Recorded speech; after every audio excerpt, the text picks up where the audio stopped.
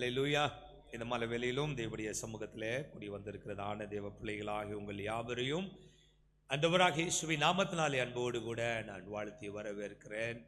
It's my Joy, my pleasure to welcome you all. உங்களை வரவேற்பதில் நான் மிகுந்த மகிழ்ச்சி அடைகிறேன். கர்த்தர் தாமே நம்மை ஆசீர்வதிப்பாராக. அல்லேலூயா. இன்றைய மாலை வேளையிலே ஆண்டவர் நம்மோடு கூட பேச விரும்புகிற வார்த்தையினை நாம் தியானித்து கர்த்தருக்கு நாம் துதிகளை ஏறெடுக்க கர்த்தர் தாமே நமக்கு கிருபை செய்வாராக. Wonderful hand of God blesses. கர்த்தர் தாமே நம்மை வழிநடத்த வல்லமை உள்ளவராக இருக்கிறார். நம்முடைய தேவனுடைய கிரியைகளை செயல்களை நாம் வேதத்திலே பார்க்கும் பொழுது நம்முடைய உள்ளம் நிச்சயமாகவே ஆச்சரியப்படுகிறது. ஒவ்வொரு முறையும் தம்முடைய ஜனங்களை ஆண்டவர் ஆச்சரியப்படுத்த தவறுவதே இல்லை. Every time God amazes his people. God has never failed to amaze the people whom he has called, he has chosen. தம்மால் தெரிந்து கொள்ளப்பட்டதான மக்கள் ஒவ்வொருவரையும் தேவனாகிய கர்த்தர் ஆச்சரியப்படுத்தினதான சமயங்கள் எப்பொழுதுமே இருக்கத்தான் செய்கிறது. உங்களுடைய வாழ்விலே நான் சொல்லட்டும், கர்த்தர் நிச்சயமாகவே நம்மை ஒவ்வொருவரையும் ஆச்சரியப்படுத்தி நம்மை பலப்படுத்தி அற்புதமாய் வழி நடத்த தேவன் போதுமானவராக இருக்கிறார். எல்லாரும் இருக்கிறீங்களா? ஆமென். நாம் ஆச்சரியப்படத்தக்கதாக கர்த்தர் மகிமையான மகத்துவமான கிரியைகளை நடப்பிக்க தேவன் போதுமானவராக இருக்கிறார். மோசேயின் வாழ்விலே கர்த்தர் செய்ததான காரியத்தை நான் உங்களுக்கு முன்பாக நான் இந்த மாலை வேளையிலே வைத்து நாம் ஜெபித்து ஆண்டவரை மகிமைப்படுத்த போகிறோம். யாத்ராகமத்தின் புத்தகம் 3வது அதிகாரம் 3வது வசனம். அப்பொழுது மோசே, இந்த முட்செடி வெந்து போகாதிருக்கிறது என்ன? நான் கிட்ட போய் இந்த அற்புத காட்சியை பார்ப்பேன் என்றான்.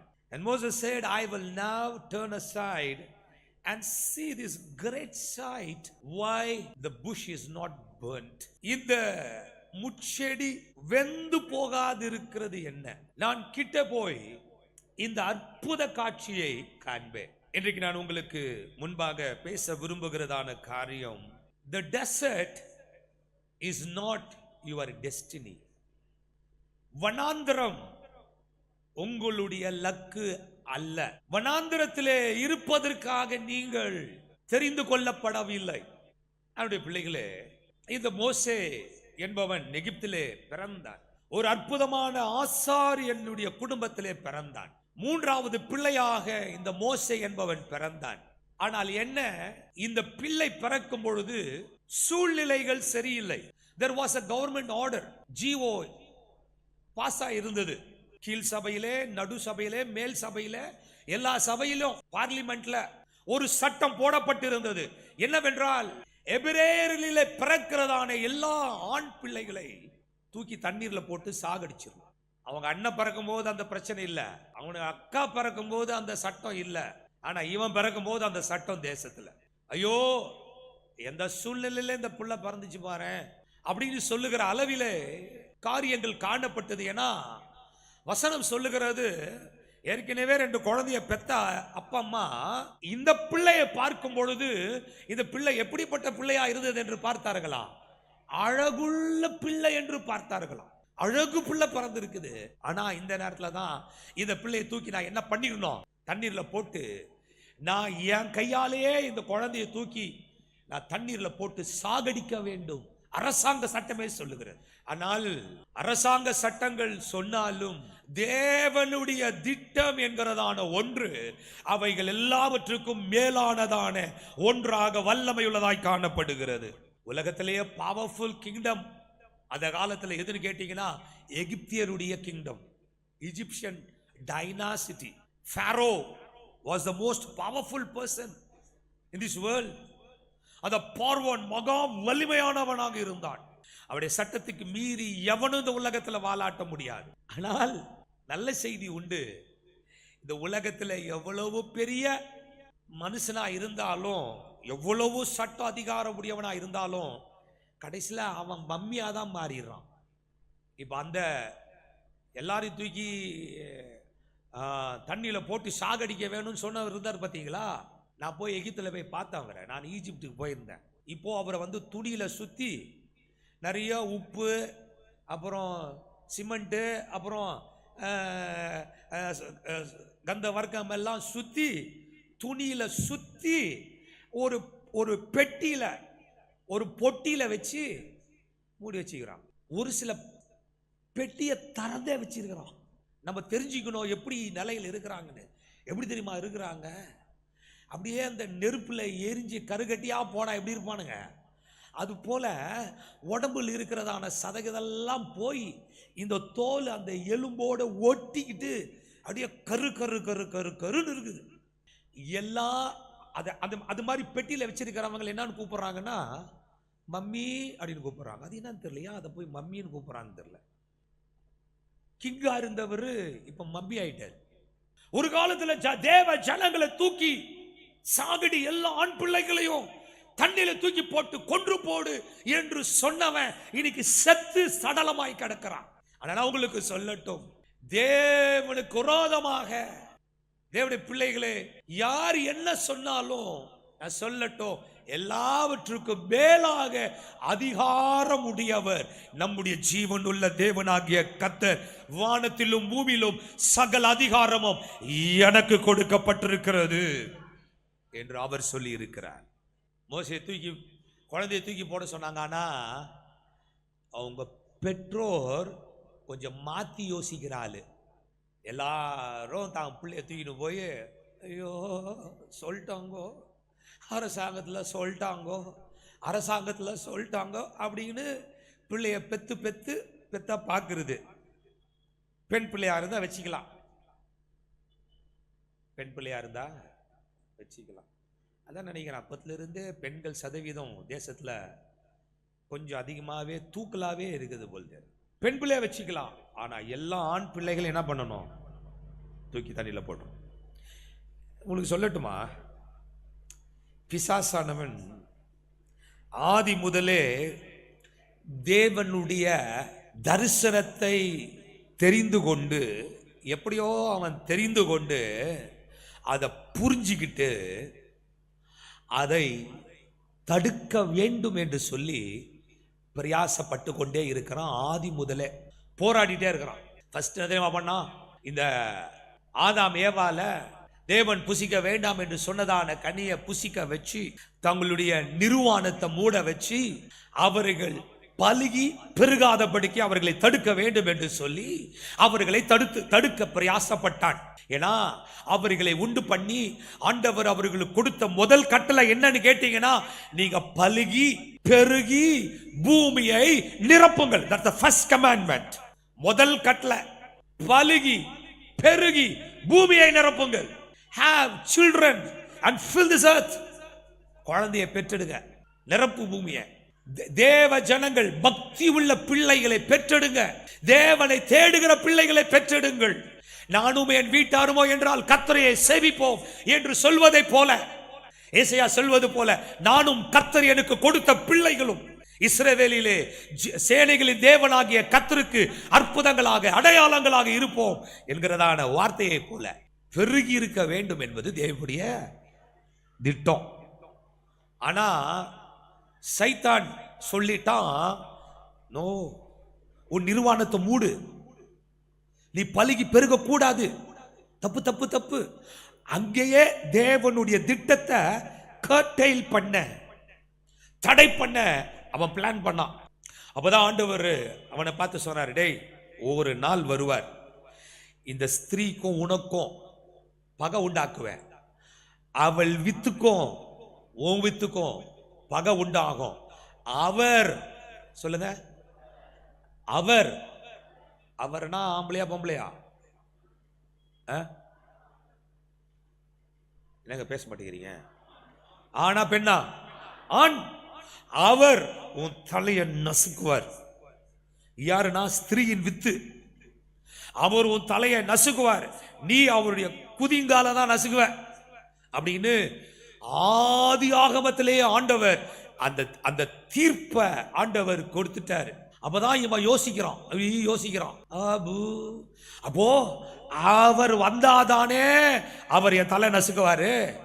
நான் இருக்கிற எல்லா ஆம்பளை பிள்ளையும் நான் என்ன பண்ணிடுறேன், சாவடிச்சு போட்டேன்னா அவர் வரவே முடியாதுல்ல அப்படின்னு பிளான் பண்ணி பார்வோனுக்குள்ள புகுந்து எல்லா இஸ்ரவேலரையும், ஏன்னா எல்லா இஸ்ரவேலர் கிளம்பி எங்க வந்துட்டு இருக்கிறான், எகிப்துல தான் இருக்கிறான், சாத்தானுடைய டெரிட்டரியில தான் இருக்கிறான், எகிப்துல தான் இருக்கிறாங்க.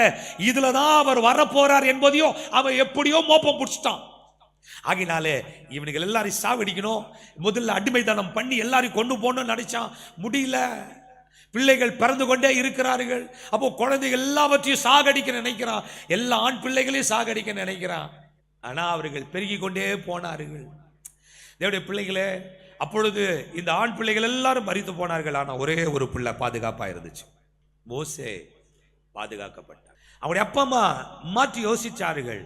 அந்த பிள்ளைய என்ன பண்ணிட்டாங்க, நாங்கள் இந்த ராஜாவின் கட்டளைக்கு நாங்கள் என்ன செய்யப்பட போவதில்லை, பயப்பட போவதில்லை என்று சொல்லி அவர்கள் அழகான ஒரு பெட்டியை செய்து, நாலல் பெட்டியை செய்து கீழ் பூசி அதுக்குள்ள குழந்தைய வச்சுட்டு, ஏன்னா இதற்கு மாடல் யாருன்னு கேட்டீங்கன்னா நோவாவின் காலத்தில் ஆண்டவர் நோவாவுக்கு என்ன திட்டம் சொன்னாருன்னு அவங்க பைபிளை படிச்சிருக்கிறாங்க. ஆண்டவர் சொன்னாரு, குப்பேறு மரத்தினாலே நீ பேழையை உண்டு பண்ணி கீழே என்ன பண்ணு, அது ஆமா சாந்து பூசு சொன்னாரு பாருங்க. அதே மாதிரி இவங்களும் ஒரு பெட்டியை பண்ணி அதுக்குள்ள கீழே பூசி அதுல குழந்தைய வச்சு அழகா மிதக்க விட்டுட்டாங்க. அங்க அவர் மிதந்த மாதிரி இந்த குழந்தையும் மிதந்தது. கரெக்டா பார்வோடைய குமாரத்தி குளிக்க வந்த பொழுது அங்க பெட்டி மிதக்கிறத கண்டு தன்னுடைய தாதிமார்கிட்ட சொல்லி அதை கொண்டு வர சொன்னா, 3 மாசம் அழாத குழந்தை பெட்டியை திறந்த உடனே அந்த அவள் திறந்த பிள்ளையை கண்டால் வசனம் சொல்லுது, பிள்ளை அழுதது. குழந்தைக்கு தெரியுதுங்க எப்போ அழுகணும் எப்போ அழக்கூடாதுன்னு. 3 மாசம் அக்கம் பக்கத்தில் இருக்கு, யாருக்குமே தெரியல. இந்த வீட்டில் ஒரு ஆம்பளை பிள்ளை பிறந்து இருக்குதுன்னு யாருக்குமே தெரியல, அழாம இருந்து இருக்குது. ஏன்னா அழுது இருந்தா நம்ம ஆளுக்கு போட்டு கொடுத்துருப்பானுங்க டப்புன்னு.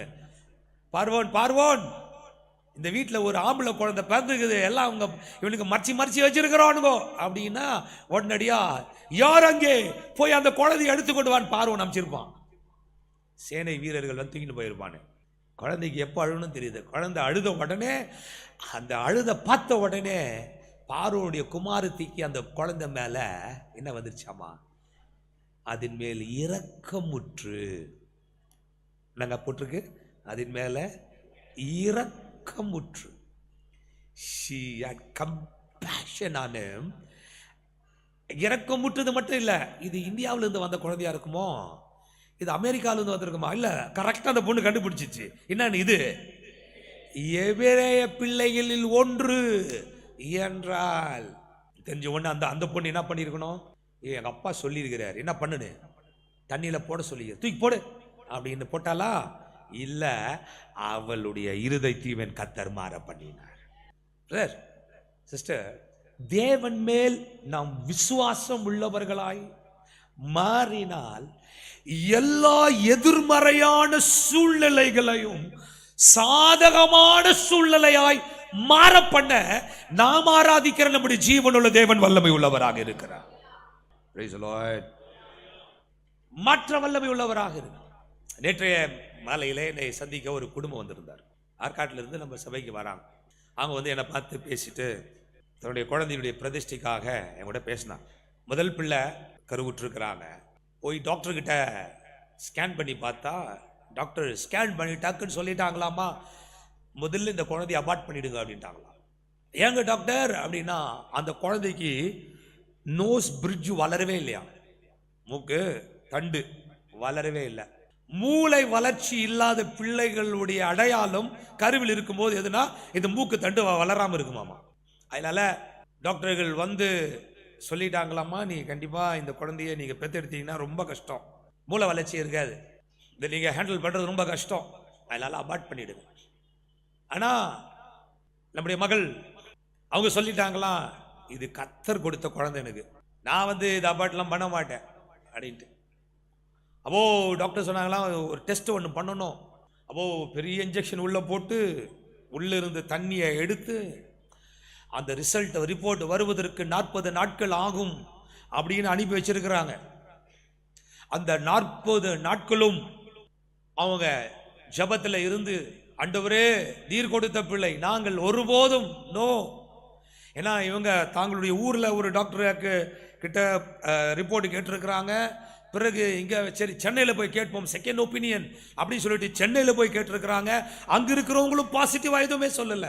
நோ அப்படின்னு, இந்த குழந்தை நீங்க எல்லாம் பெத்தெடுக்க முடியாது, கண்டிப்பா சீக்கிரத்தில் எவ்வளவு சீக்கிரம் அபார்ட் பண்ணுமோ அபார்ட் பண்ணிடுங்க அப்படின்னு சொல்லிட்டு சொல்லி இருக்கிறாங்க. ஆனால் அவங்க சொல்லிட்டாங்க, எப்படியா இருந்தாலும் பரவாயில்ல, இது கர்த்தர் கொடுத்த குழந்தை, நாங்க அபார்ட் பண்ண மாட்டோம் அப்படின்னு சொல்லிட்டு இருக்கிறாங்க. ஆனா இவர்கள் ஜெபித்து காத்து கொண்டிருந்தாங்க.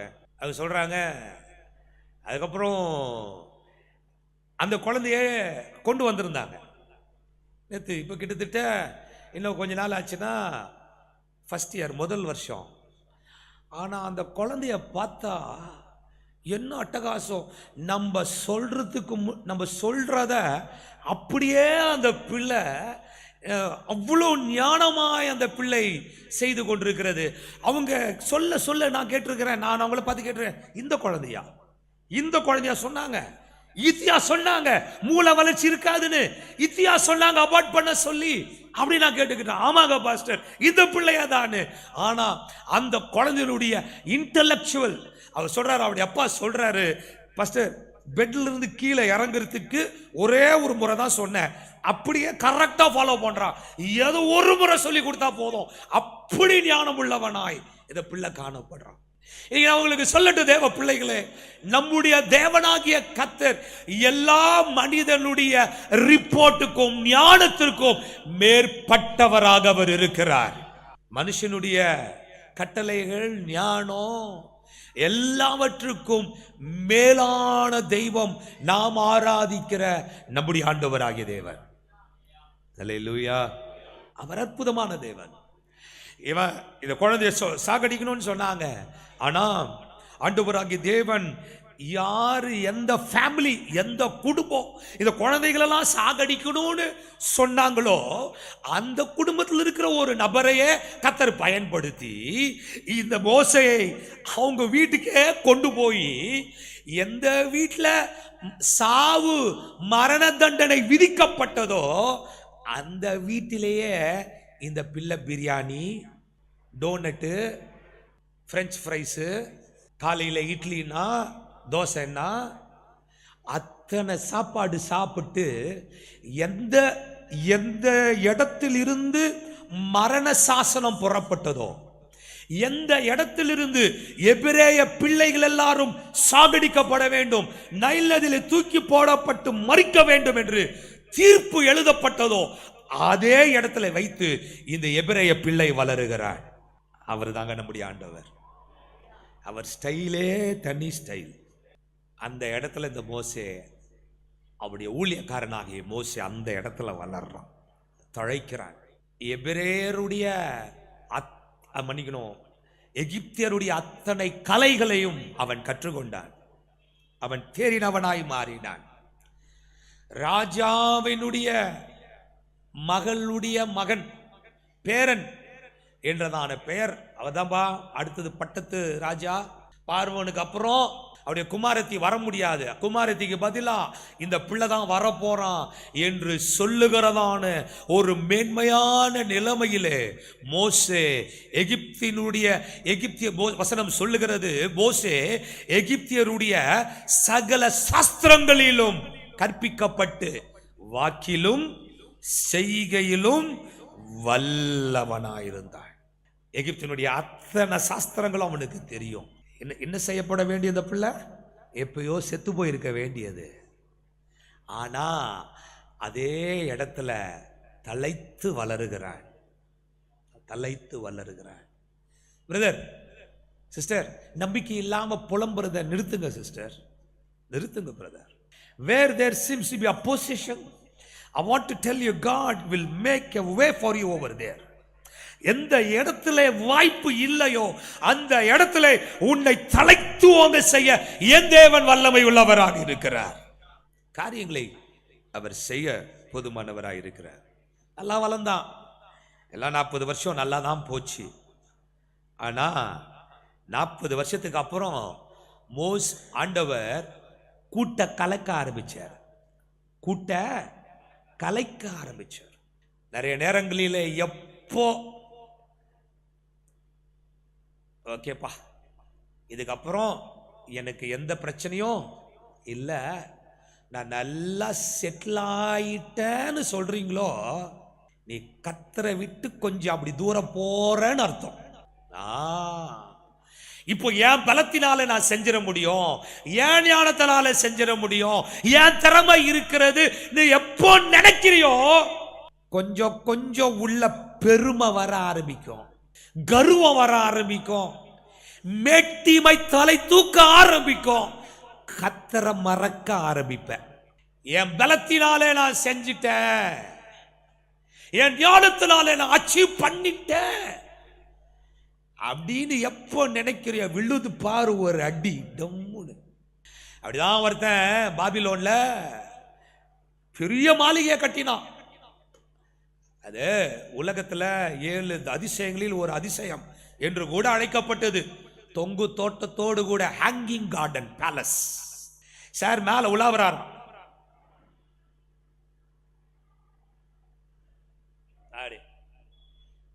தான் உண்டு பண்ணின அரண்மனை மேல என்ன பண்றாரு, மேல உலாவி சொல்றாரு, இது என்னுடைய பலத்தினாலே, என்னுடைய ஞானத்தினாலே, என்னுடைய அறிவினாலே நான் உண்டு பண்ணின அரண்மனை தொங்கு தோட்ட நம்பர் பட்டார்னு வந்துச்சு. அவரு எங்கிருந்து விழுந்தாருன்னா மனுஷரில் இருந்து கீழே தள்ளப்பட்டான். மனுஷனாவே இல்லாம அதுக்கப்புறம் அவன் ஒரு மிருகத்தை போல புல்லு சாப்பிட்டான். அவனுடைய நகம் எல்லாம் பறவைகளுடைய நகத்தை போல வளர்ந்ததான். பனியிலும் வெயிலையும் அவன் பாட்டுக்கு அப்படியே கடக்கிறான். மகாராஜாவா இருந்தவன், மகாநகரத்தை கட்டினவன் மேட்டிமாய் அப்படி நனைஞ்சி வெயில்ல பட்டு பனியில நனைஞ்சி மிருகத்தை போல வெளியே கடந்த பிறகுதான் வசனம் சொல்லுகிறது, அவனுடைய புத்தி அவனுக்குள்ள வந்தது, தன்னை தேவனுக்கு முன்பாக தாழ்த்தினான். அல்லேலூயா. தானியேல் 5:20 பாருங்க. இங்க மேல இங்க பாருங்க, இங்க வாசிக்கலாம். அவனுடைய இருதயம் மேட்டிமையாகி. பிரதர் சிஸ்டர், ரொம்ப ரொம்ப ரொம்ப கேர்ஃபுல்லா இருக்கணும் சிஸ்டர் பிரதர். மனசுல மேட்டிமை மட்டும் வந்துடக்கூடாது. மனசுலாயோ அல்லேலூயா. மனசுல என்ன வந்துடக்கூடாது, இருதயம் மேட்டிமையாகி. அடுத்தது அவனுடைய ஆவி கர்வத்தினாலே கடினப்பட்ட பொழுது.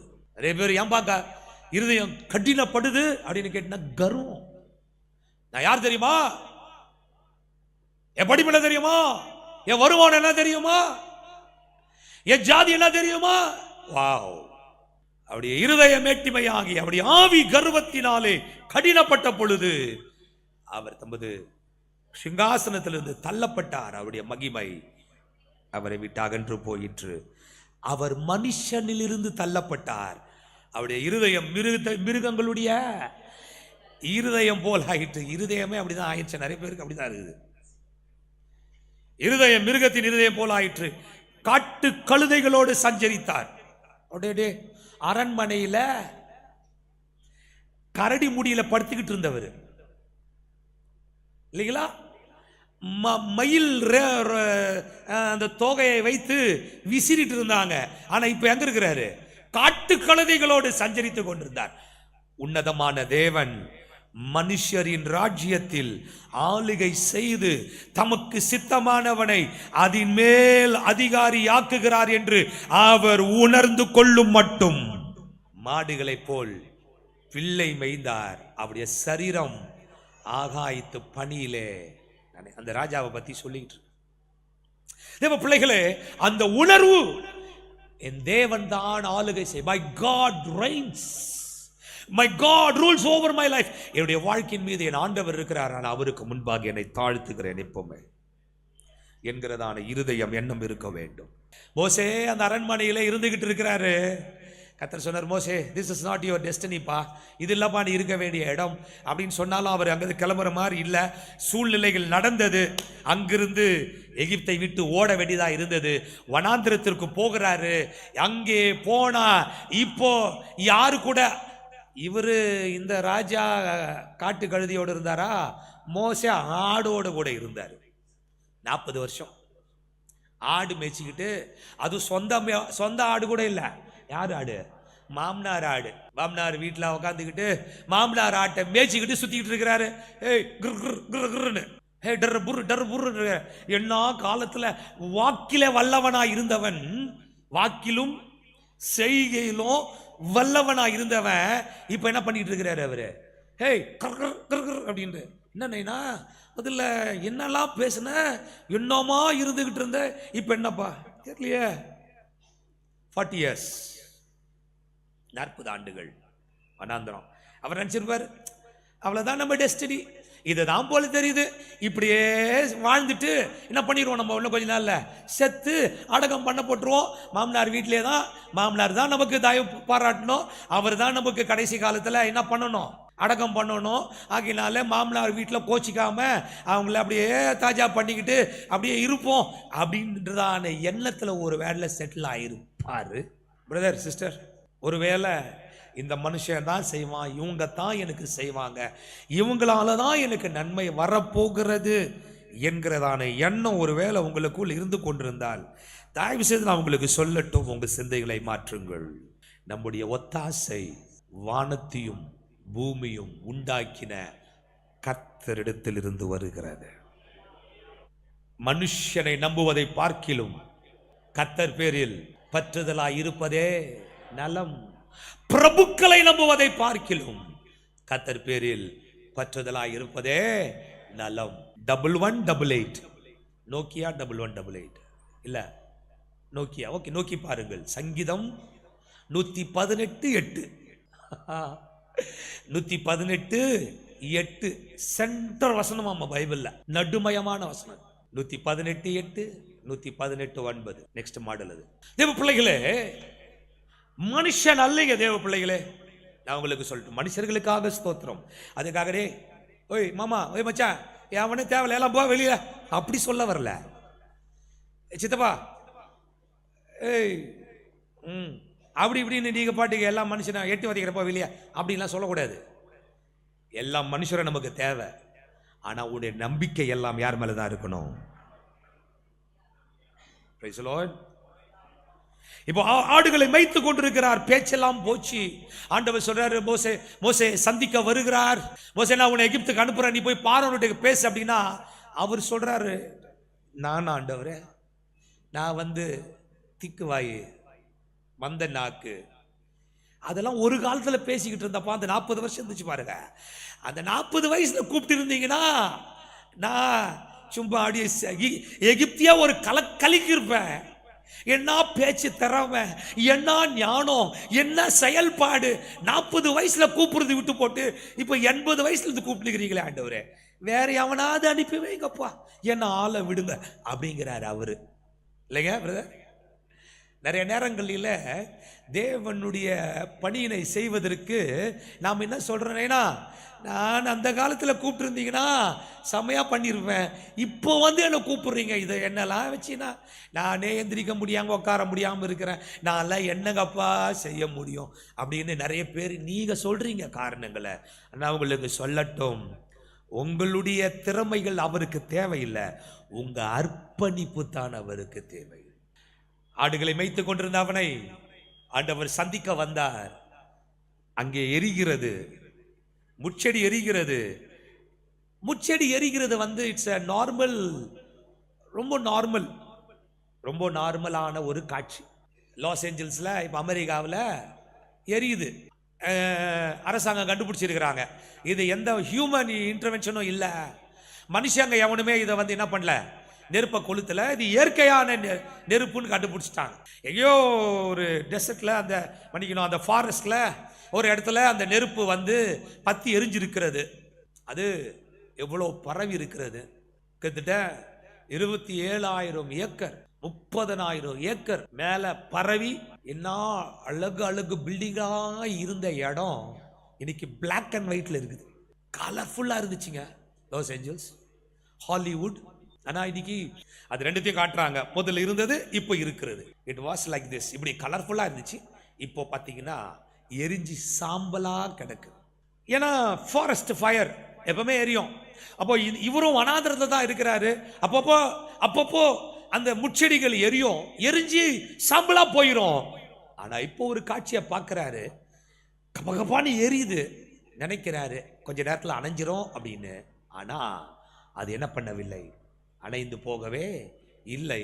அந்த அந்த அந்த முச்செடி ஆகிலும் சாம்பலா போயிடும்னு பார்த்தா அதுவும் சாம்பலாக மாறவில்லை. ஆகினாலே நாம் அங்க போயிட்டு அந்த முச்செடி வெந்து போகாதிருக்கிறது என்னவென்று இந்த அற்புத காட்சியை பார்ப்பேன் என்றார். பக்கத்துல போய் பார்க்கிறாரு. அந்த காட்சியை பார்க்க போன அவருக்கு தேவனுடைய சத்தம் கேட்கிறது. அல்லேலூயா. தேவனுடைய வார்த்தை கேட்கிறது. தேவன் அவரை அழைக்கிறார். மோசே என்று ஆண்டவர் அவரை கூப்பிடுகிறார். உடனடியாக மோசேக்கு தெரிஞ்சு போச்சு இது ஆண்டவர் தான் என்று சொல்லி அவன் இதோ அடியேன் என்றான். 4வது வசனம் சொல்லுகிறது, இதோ அடியேன். அப்பொழுது ஆண்டவர் தன்னை அவனுக்கு அறிமுகப்படுத்திக் கொள்கிறார். 6வது வசனத்துல, பின்னும் அவர், நான் ஆபிரகாமின் தேவனும் ஈசாக்கின் தேவனும் யாக்கோபின் தேவனும் ஆகிய உன் பிதாக்களுடைய தேவனாய் இருக்கிறேன் என்றார். மோசே தேவனை நோக்கி பார்க்க பயந்ததினால் தன் முகத்தை மூடிக்கொண்டான். Today I want to tell you God's intervention, தேவனுடைய குறுக்கீடு நம்முடைய வாழ்விலே நிச்சயமாய் கடந்து வருகிறது. எந்த டைம்ல வரும் தெரியாது. ஆனா வரும் பொழுது தேவனுக்கு நம்மை அர்ப்பணிப்பது என்பது மிக முக்கியமான ஒன்றாயிருக்கிறது.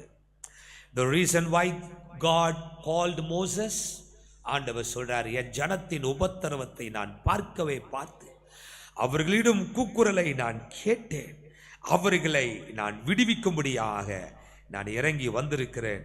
அவர்களை நான் கொண்டு போய் பாலும் தேனும் ஓடுகிற கானான் தேசத்திலே, நலமும் விசாலமான தேசத்திலே நான் அவர்களை கொண்டு போய் சேர்க்கவும் இறங்கினேன் என்று ஆண்டவராகிய தேவன் சொல்லுகிறார். அடே பிள்ளைகளே, இன்றைக்கு நான் சொல்லட்டும், God has got a greater plans for our lives. நம்முடைய வாழ்வை குறித்ததான மேன்மையான திட்டங்களை தேவனாகிய கர்த்தர் வைத்திருக்கிறார். அவர் நம்மோடு கூட பேசுகிறதான காரியங்களிலே நம்முடைய சிந்தனைகளை, எண்ணங்களை உள்ளே நுழைக்காத படிக்கு தேவனுக்கு என்று நாம் அர்ப்பணிக்கிற வேளையிலே கர்த்தர் நம்மை அதிசயங்களை காண பண்ண அவர் ஒருபோதும் தவறவே மாட்டார். God will never fail from amusing us, from us seeing a wonderful destiny and things in our life. ஆண்டவர் செய்ய வல்லமை உள்ளவராக இருக்கிறார். தேவ பிள்ளைகளை, மோசே நினைச்சான், இந்த வனாந்திரம் தான் என் வாழ்க்கை, இந்த வனாந்திரத்தோடு என் வாழ்க்கை முடிந்துவிடும் என்று சொல்லி. ஆனால் கர்த்தர் ஒரு பெரிய திட்டத்தை மோசேக்கும் இஸ்ரவேல் மக்களுக்கும் வைத்திருந்தார். Moses became a great leader. மோசே ஒரு பெரிய தலைவனாய் மாறினார். இஸ்ரவேல் மக்களை பார்வோனின் அடிமை தனத்தில் இருந்தும் எகிப்தினுடைய அடிமை தனத்தில் இருந்தும் விடுவித்து வெளியே அழைத்து கொண்டு வந்து வழிகளெல்லாம் ஜனங்களுக்கு அற்புதங்களை செய்து தேவனுடைய கட்டளைகளையும் முறைமைகளையும் தேவனுடைய இருதயத்தையும் ஜனங்களுக்கு சொல்லுகிற ஒரு மாபெரும் தலைவனாய் மோசே மாற்றப்பட்டான். இன்றைக்கு நான் உங்களுக்கு சொல்லட்டும், வனாந்திரத்திலே அலைந்து அதோடு உன் வாழ்க்கை முடிவதற்காக அல்ல தேவன் உன்னை அழைத்தது. தேவன் உனக்கென்று ஒரு கானானை வைத்திருக்கிறார். ஆண்டவர் உனக்கு என்று ஒரு திட்டத்தை வைத்திருக்கிறார். தேவன் ஒரு எதிர்காலத்தை வைத்திருக்கிறார். தேவ பிள்ளையே, நீ இப்பொழுது சுற்றி கொண்டிருக்கிறதான வனாந்திரம், அந்த வியாதி, அந்த பலவீனம், அந்த போராட்டம், அந்த எதிர்ப்பு அல்ல உன்னுடைய டெஸ்டினி. இதிலிருந்து தேவன் மாற பண்ண அவர் வல்லமை உள்ளவராக இருக்கிறார். உனக்காக ஆயத்தம் பண்ணி இருக்கிறதான அந்த மேன்மையான ஆசீர்வாதங்களை சுதந்தரித்துக் கொள்ள உன் இருதயம் ஆயத்தமாய் இருப்பதாக. உனக்குள்ள நீங்க பேசிட்டு இருக்கிறீங்களா, நான் அவளை தாங்க என் வாழ்க்கை, இதுக்கப்புறம் வேற என்னங்க இருக்க போகிறது, இதுக்கு மேல வேற என்னங்க நடக்க போகுது, இதுக்கு மேல என்னங்க ஆக போகிறது, எவ்ரிதிங் இஸ் டன் அப்படின்னு சொல்லிட்டு. அதே அந்த லாஸ் ஏஞ்சல்ஸ்ல மெல் கிப்சன் அப்படிங்கிறதான ஒரு ஆக்டர், பெரிய ஹீரோ. அவரும் தேவடைய மனுஷன்தான். ஆனா அவருடைய வீடும் எரிஞ்சு சாம்பலா போச்சு. தேவ மனுஷன் தான், அவருடைய வீடும் எரிஞ்சு சாம்பலா போச்சு. ஆனா மற்றவர் எல்லாரும் எல்லாம் போச்சு, எல்லாம் போச்சுங்க, இதுக்கப்புறம் என்னங்க இருக்குது அப்படின்னு எல்லாரும் அழுகுறாங்க அவங்களுடைய இன்டர்வியூல. ஆனா இந்த மெல் கிப்சன் அப்படிங்கிறதான அந்த மனுஷன் சொல்றாரு, ஆமாங்க எல்லாம் எரிஞ்சு போயிடுச்சுங்க, ஆனா நான் என்ன நினைக்கிறேன்னா, எனக்கு ஏதோ ஒரு பெரிய ஆசீர்வாதத்தை, திட்டத்தை எனக்காக ஆண்டவர் வைத்திருக்கிறார் என்று சொல்லி நான் நம்புகிறேன். God is preparing me for something greater. ஏதோ இன்னும் பெரிய விஷயத்திற்கு என்று கர்த்தர் என்னை ப்ரிப்பேர் பண்றார், ஆயத்தம் பண்ணுகிறார் என்று சொல்லி நான் நம்புகிறேன் என்று சொல்லி, அந்த சூழ்நிலையிலும் தேவ மனிதர்கள் தங்களுடைய நம்பிக்கை இழந்து விடாமல் இருக்கிறார்கள். யோபு எல்லாவற்றையும் இழந்ததான சூழ்நிலையில அவர் சொன்னார், என் மீட்பர் உயிரோடு இருக்கிறார். My redeemer லிவத். என்னுடைய மீட்பர் உயிரோடு கூட இருக்கிறார், நிச்சயமாய் நான் அவரை காண்பேன். சிஸ்டர், பிரதர், நிச்சயமாய் நம்முடைய கண்கள் அவரை தரிசிக்கும். எரிகிறதான முட்செடியில நீங்கள் காண்பீங்களோ, சிங்காசனத்தில் அமர்ந்திருக்கிற ஏசாயா கண்டதை போல நீங்கள் காண்பீர்களோ எனக்கு தெரியல. ஆனா கர்த்தருடைய தரிசனங்கள் உங்களுக்கு நிச்சயமாய் உண்டாகும். ஜீவனுள்ள தேவனை நீங்கள் கண்டு தேவனுடைய நாமத்தை மகிமைப்படுத்த என் தேவனாகிய கர்த்தர் உங்களை சிறப்பாய் நடத்த அவர் போதுமானவராய் இருக்கிறார். ஆனால் ஒன்று சொல்லி நான் முடிக்கட்டும், desert is not your destiny. இந்த வனாந்திரம் உங்களுடைய லக்கு அல்ல. உங்களுக்காக நலமும் விசாலுமான பாலும் தேனும் ஓடுகிற கானான் தேசத்தை கர்த்தர் நாம் எல்லாருக்காக ஆயத்தம் பண்ணி வைத்திருக்கிறார். நிச்சயமாய் அதை நாம் சுதந்தரித்துக் கொள்வோம் என்பதிலே சந்தேகமே இல்லை.